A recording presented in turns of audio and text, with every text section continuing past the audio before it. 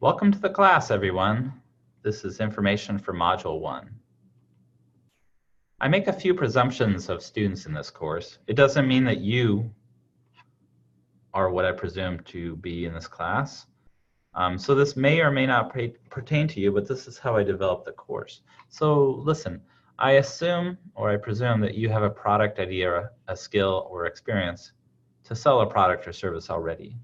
That means that I'm not teaching you how to do the skill that you're going to sell. So for example, if you want to start a graphic design business, you already know how to do graphic design, and we are not teaching you how to become a graphic designer in this class, which leads us to the second part.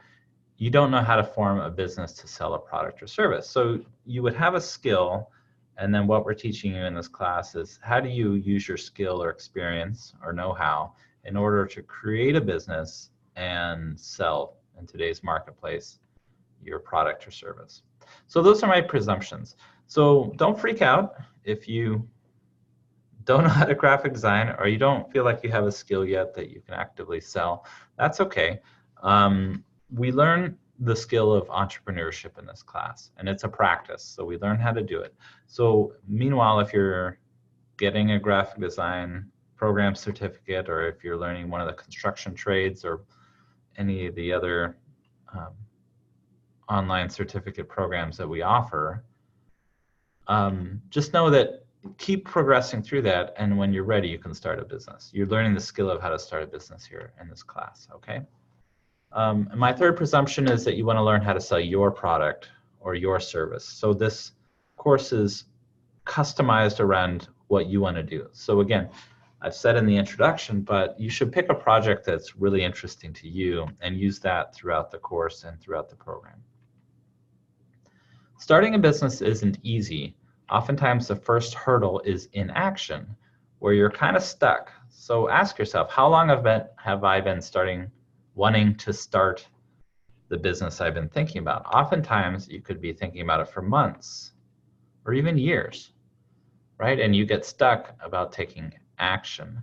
So the second hurdle in starting a business is taking the right actions. We want to take steps that are safe and we can progress, but we want to take the right actions so we don't end up failing, which is kind of counterintuitive to being an entrepreneur, because entrepreneurship is all about learning from failure. So we practice, we fail, we practice, we fail until we get it right. And this is why I use this example of a photo of a bicyclist or motocross. I don't know what he's doing. He's jumping across a canyon. He's doing this jump across this canyon. And is he or she going to make it? We don't know. But the point is, you don't just start by taking giant leaps when you're doing any type of entrepreneurship. And in the metaphor here, you don't start by taking giant leaps off a mountain unless you're pretty sure you can land. So we learn and we grow and we get more confident in taking business risk and being able to land it successfully. And you only do that by sometimes falling or failing. So what we want to do is to learn. We either learn from our own experiences by failing out in the real world, or we can learn from other people's mistakes and experience, what they've done right, what they've done wrong.